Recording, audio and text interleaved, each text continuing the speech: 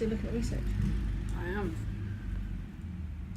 Have you got the research to say Otago is effective care settings? No. Nothing there. A couple of reasons for that. Most people in care homes can't stand for a 45-minute session. They're too frail. So by nature becomes a seated programme. I mean, those seated programmes don't. You mentioned about transitioning into frailty, but it's like they're there. Mm-hmm. So if you then have to build up their strength so that they can actually get to do standing life before exercise. Otago. There is life before and after, yeah. So that could be targeted, specific, seated exercise, progressive strength, lower limb. So you need to get them to have the stamina to stand, the strength to stand. It's not balls and pom-poms. It's not balls and pom-poms. It's not sit to stands, which they might only manage 2 to 3 to start with. It's not put on the music. Let's have a go. It's using therabands to strengthen up the legs. It's getting delayed onset muscle discomfort, so you're having training gains to the muscle. So it People need to understand exercise playing theory. with and waving. It's you've got to work muscle in order to have a training gain. Probably no music, don't know. Maybe a little bit, but not loads. There is, however, evidence for people receiving care at home. Okay. So they're still independent living, but they have a care package. Okay. This could be private care or otherwise. Absolutely. So the carer delivers this? No. The caregiver? No, it's still a highly trained professional going in. Someone's at training, yeah. Absolutely. So again, they're started at the best level for them as a challenging exercise. They need exercise. to understand the exercise science. They need to have that training. Absolutely. Yeah. And for those, because let's face it, they're transitioning into frailty, but they haven't perhaps quite got there, they haven't needed to go into a care home yet, it seems to be very effective, and that's probably mimicking what the original study was doing. Yeah. It's doing what it wanted on the tin. Yeah, exactly. So just a reminder again, if they can't stand for more than 10-15 minutes, they can't just go straight into an Otago program, because it's not immediately, they're going to have to they're going to be seated so much, it's not going to be a balance retraining program.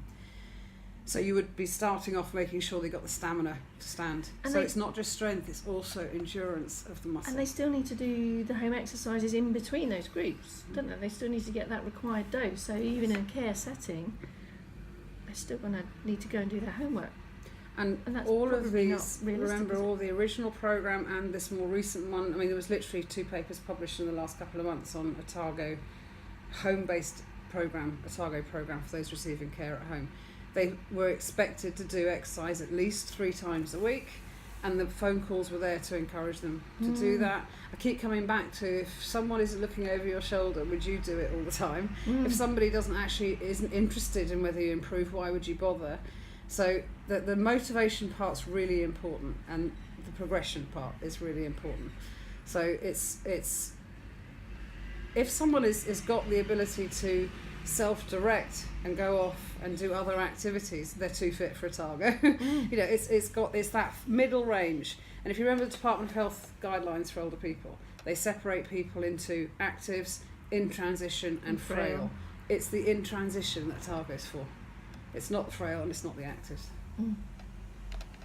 There are other strength and balance options you can do with them, and the frailer to prepare them for Otago or other strength and balance programs.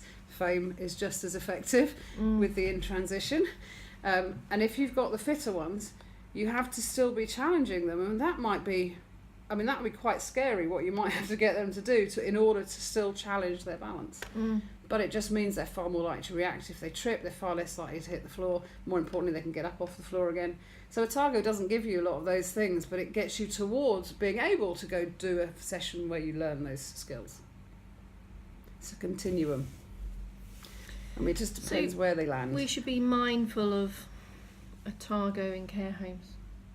Otago in care homes, don't call it Otago.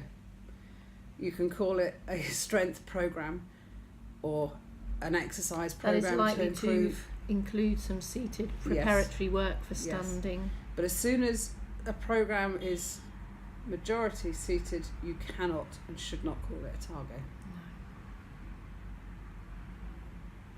Or chair targo. Or chair targo. It's really someone that calls it that. Wouldn't surprise me. Quite possibly. Wouldn't surprise me in the slightest, but it won't. That's mis-selling. Otago is a brand of a set of exercises, and it's meant to be that set of exercises, not morphing something into something else. Are we done on the myth busting? I think so. Have you calmed down now? I'll take 3 deep breaths. Okay, I'll make you coffee. Maybe go and do some Tai Chi to calm myself down. Yes. Tai Chi's not an Otago. No, it's not. Doesn't Tai pain though. Tai Chargo doesn't work.